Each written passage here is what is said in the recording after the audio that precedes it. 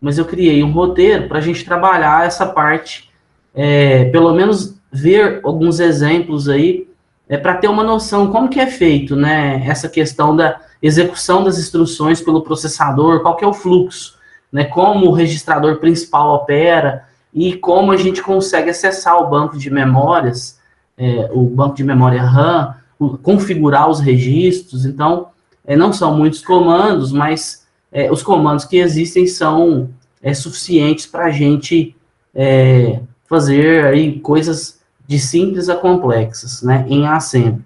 Então, falando de uma forma rápida, eu coloquei no roteiro aqui os comandos, viu, gente? Eu coloquei todos os labels, né, da linguagem Assembler para essa família do PIC, né, 16F. Então, a gente tem na família 16F instruções de 14 bits, cada instrução tem 14 bits, e são 35 instruções. Né? Essas 35 instruções são as ferramentas que a gente tem disponíveis para a gente programar. Que ao invés de ter um código binário de 14 bits, né, ou simplesmente um número binário, a gente tem mnemônicos. Né? Esses mnemônicos, eles utilizam aí acrônimos, né, que são as partes iniciais aí de determinada tarefa, determinada função. Então, vou falar de forma rápida aqui, né, dos principais comandos. Aqui a gente tem a gente pode dividir aí na verdade, em 4 principais grupos de comandos, de instruções. A gente tem um grupo de instruções que são orientadas a byte. Então, a gente manipula byte, né? Então, como a minha memória RAM, ela é mapeada toda em byte, né? Todos os meus registros que existem na memória RAM, eles são mapeados em byte. A gente tem um conjunto de comandos para manipular esses 8 bits, né, de forma direta, sem ter a necessidade de fazer operações distintas. Então, nesse caso aqui, esse primeiro comando, ó, eu somo o conteúdo que está dentro de W com um conteúdo de uma posição de memória. Bom, mas o que seria isso? O W é o registrador principal. O W é o work, que eu comentei na aula passada. Então, é como se fosse um registrador lá dentro do processador. É um registrador principal. Para eu conseguir fazer operação lógica, operação aritmética, eu tenho que utilizar diretamente o registrador work, né, que é chamado de W. Então, a gente vai encontrar muito W e F nos comandos. W significa um registrador principal, né, do processador, e o F significa, né, que você vai movimentar, ou armazenar, ou manipular informações de um registrador que não é o W. Nesse caso, uma posição de memória, lá da memória RAM, pode ser um registrador SFC, que é os registradores de uso específico, ou pode ser uma área de memória que a gente guarda informação lá, né, que a gente pode até dar um label para ela, dar um nome. Lá em C, você vai lá e coloca A igual a 2. Você criou lá uma variável A. Int A igual a 2. 2 pontos. Você criou uma variável inteira, né, e depende da estrutura do compilador. Essa variável pode ter 8 bits, 16 bits. Né? Aqui, na linguagem C de um compilador, um valor inteiro tem 8 bits, que é do CCS. Já do micro C, uma variável inteira tem 16 bits. Então, isso vai depender do compilador que a gente estiver utilizando. Aqui em Assembly, a gente já, vamos dizer, tem mais baixo nível. Então, eu não estou amarrado a condições que foram criadas no compilador. Então, aqui eu manipulo byte, simplesmente 8 bits. Né? Se eu quiser fazer operações com variáveis maiores, eu tenho que fazer esse gerenciamento. Por isso que é muito mais difícil. Né? Eu vou ter que fazer esse gerenciamento usando os recursos que tem disponíveis. Isso o compilador faz para a gente, facilita muito a nossa vida. Né? Um compilador de linguagem de alto nível. Aqui, ó, nessa instrução addwf, eu vou somar o valor de W com F. E aí eu vou dizer aonde eu vou guardar esse D aqui, ó. O F seria a posição de memória, que eu estou somando com o W, E o D seria onde que eu vou guardar essa soma. Eu posso guardar em W, se eu colocar 0, eu guardo em W. Ou eu escrevo W ou eu coloco 0. Se eu colocar 1, eu guardo dentro da posição de memória F, o resultado. Então, eu escolho onde eu guardo o resultado. Da mesma forma, a gente tem a AND, ó, a operação AND. Eu estou fazendo uma AND de W com F. Se a gente lembrar, a AND, eu estou fazendo uma operação lógica. Se eu tenho uma das entradas em 0, a saída vale 0. Então, uma AND é isso. Eu estou fazendo lá uma AND dentro de um laço, em si, dentro de um if. Né? Se uma condição for verdadeira e a condição 2 for verdadeira e a condição 3 for verdadeira. Então, as 3 condições têm que ser verdadeiras, para a saída ser verdadeira. Se uma das condições de entrada for falsa, a saída vai ser falsa. Então, é uma operação bit a bit. Estou pegando bit a bit e fazendo uma AND entre 2 bytes. Eu estou pegando 2 bytes e fazendo uma AND. Clearf. Isso aqui, ó, é um comando de limpar a posição de memória. Eu jogo 0 num byte inteiro. Então, eu só tenho que falar que posição de memória que é. Clear W. Eu limpo o registrador. Eu reseto ele, eu jogo 0 nele. Esse conf, né, na verdade, é o complemento de F. Esse complemento inverte os bits, né? Então, se eu tenho lá um byte escrito tudo 1, se eu fizer um complemento, vai virar tudo 0. Então, eu simplesmente inverto os bits. Aqui a gente tem o decf, que é a decremento, né? Eu simplesmente decremento uma posição de memória, F, aí eu posso guardar esse valor, né? Eu tenho lá dentro da posição de memória 0x2A, os endereços de memória são em hexadecimal. A gente, para facilitar, a gente pode dar um apelido para ele, um label, para os endereços de memória, aqui em assembly. Né? Então, eu posso chamar lá o endereço de memória de var1, variável 1. Então, eu posso ter lá um número 10. Se eu colocar aqui var1 e colocar aqui f, né, no comando D, a gente vai estar decrementando 10, ele vai passar para 9, eu vou guardar dentro da própria área de memória. Eu posso escolher se eu quero guardar dentro do registrador principal, do work, ou se eu quero guardar dentro da área de memória. Eu tenho condições que decrementa e testa. Então, essa instrução aqui é uma instrução que decrementa e testa. Eu decremento F. Tá vendo que todas as instruções, elas tentam, né? Claro, isso aqui tudo é oriundo do inglês, como tudo, né, na programação, elas tentam, né, esse conjunto de acrônimos nos passar a informação do que a instrução faz. Ela decrementa uma posição de memória, esse S vem de skip, e ela pula, né, ela salta se for 0. Então, se eu tenho uma variável, eu decremento ela e eu testo se depois que eu decrementei, ela foi para 0. Se ela foi para 0, eu pulo uma linha. Ao invés de executar a linha de baixo, eu vou executar uma linha posterior. Então, é uma instrução que já faz duas coisas, eu decremento e testo. Normalmente, essas instruções, elas gastam mais de um ciclo de máquina. Se eu não me engano, essas instruções de teste, elas gastam 2 ciclos de máquina. Todas as outras instruções, não sendo instruções de teste, elas gastam 1 ciclo de máquina. Lembrando, gente, o que é um ciclo de máquina? O ciclo de máquina é o ciclo de execução. Dentro de um ciclo de máquina, normalmente a gente tem um ciclo de busca da informação na memória, carrega para o registrador, faz a operação e guarda essa informação em algum lugar. Então, esse processo de buscar na memória, processar e guardar, leva alguns ciclos, né, de clock. Esses ciclos de clock, aqui no PIC 16F, são 4 ciclos de clock. Isso é fixo. Um ciclo de máquina é igual a 4 ciclos de clock. Então, se eu pegar um exemplo, se eu estou trabalhando com 4 MHz, se eu dividir por 4, porque o meu ciclo de eu uso 4 ciclos de clock para um ciclo de máquina, então eu vou pegar 4 MHz e dividir por 4. Eu vou ter 1 MHz. Então, a frequência do ciclo de máquina é 1 MHz. Se eu inverter 1 MHz, o que é inverter? 1 dividido por 1 mega. Eu vou ter 1 microsegundo.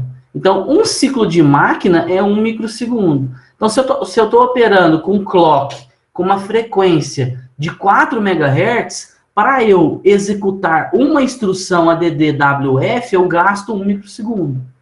Uma END-F, eu gasto 1 microsegundo.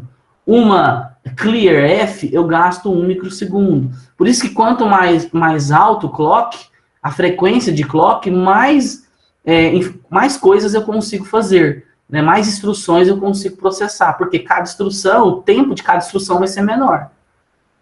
E aí, aqui então, a gente tem outros, né? A gente tem o incrementa F, né? Eu incremento e guardo ou no registrador na posição de memória.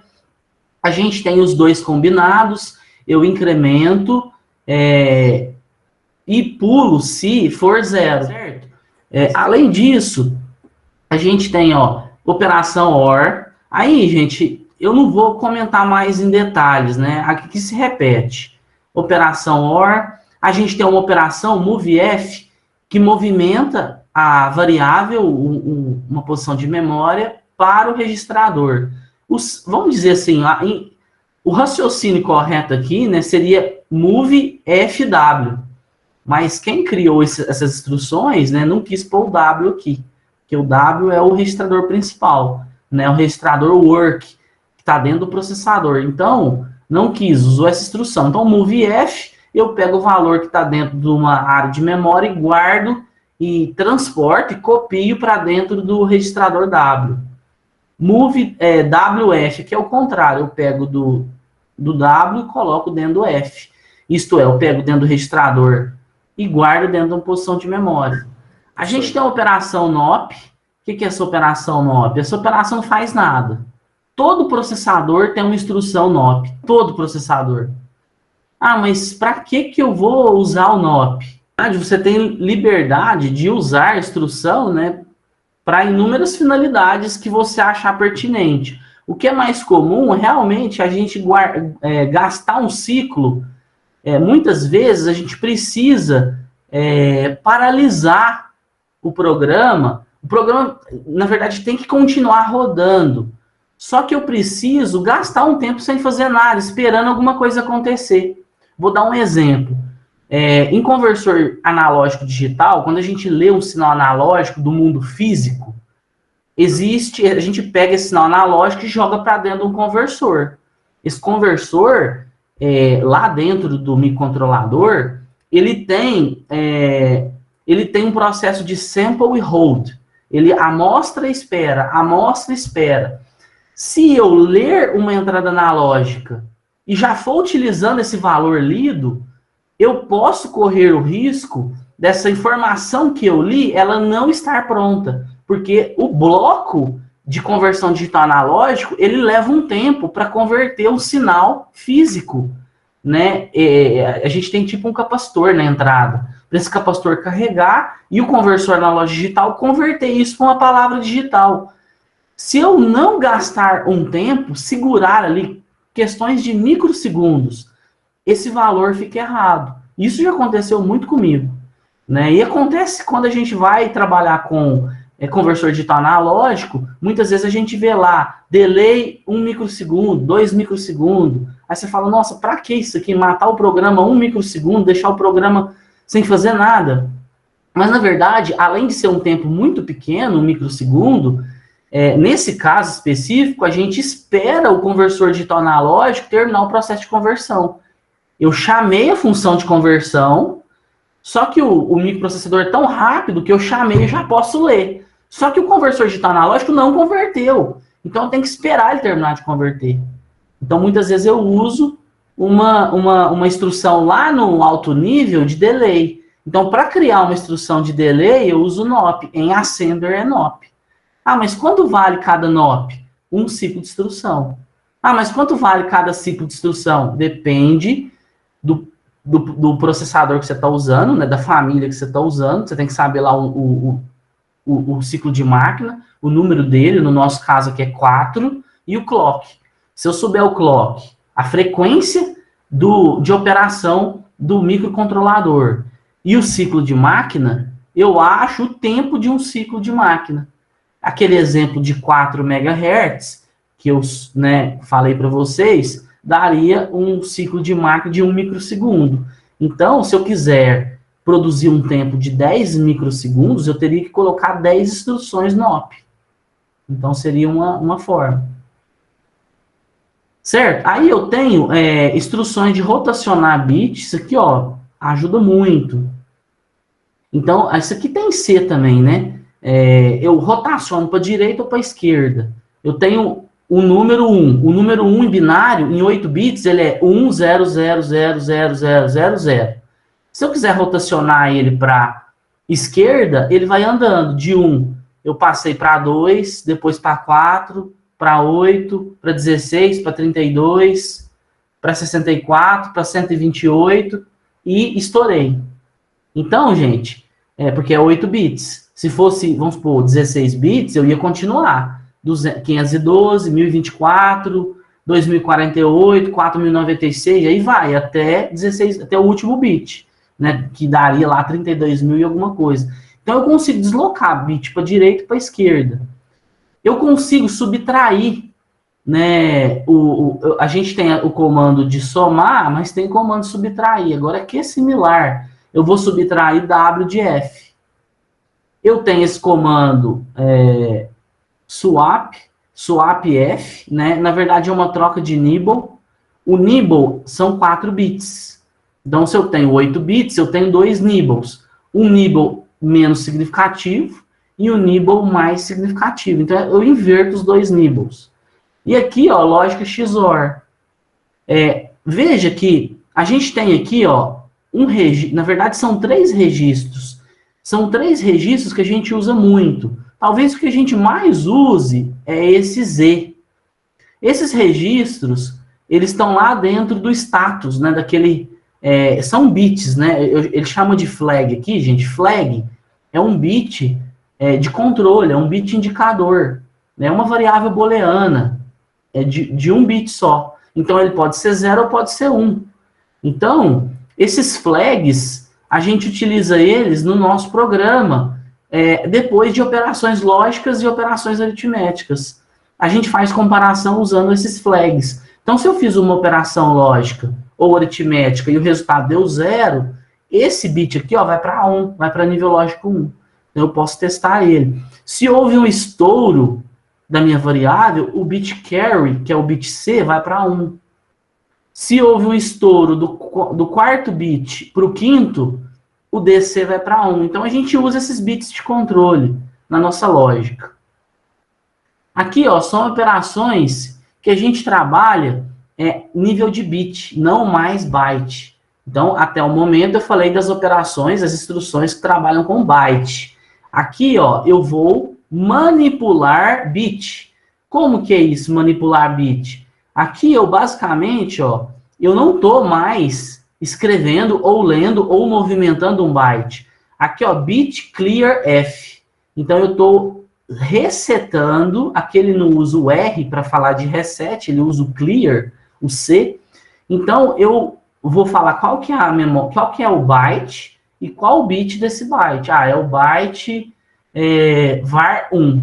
Ah, é o bit 3. Então, eu quero zerar ele. Eu venho aqui e dou um comando BCF.